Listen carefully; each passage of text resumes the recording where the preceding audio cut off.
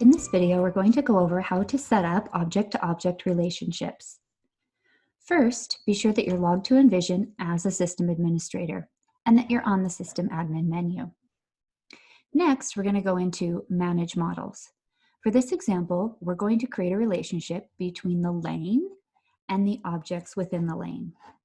So under Manage Models, I'm going to go into the BPMN model, and by default, that's where it will bring me up.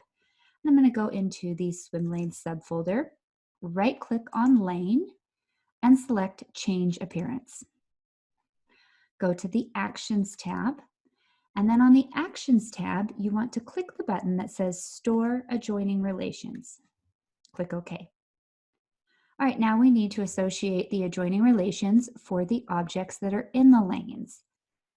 So for the processes, I'm going to do the same thing. I'm going to right-click, go into Change Appearance, go into Actions, and again, select Store Adjoining Relations.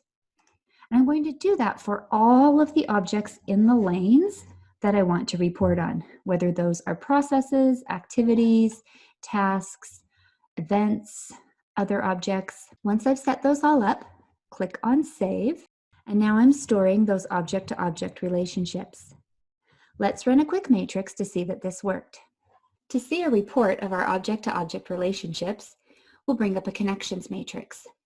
Go to your Project Explorer and create a new matrix. You want it to be connections, objects to objects.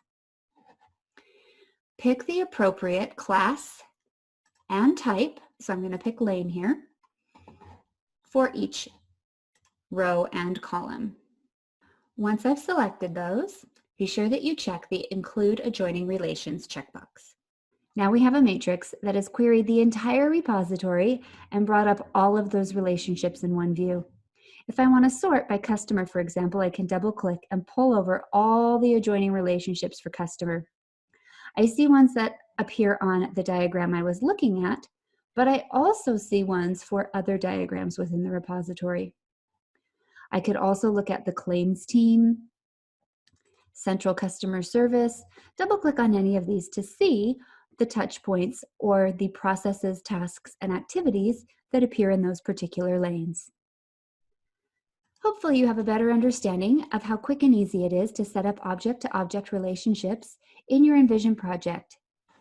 If you have further questions, please see the other videos in our series, How to Set Up Relationships in Envision. Thank you for watching.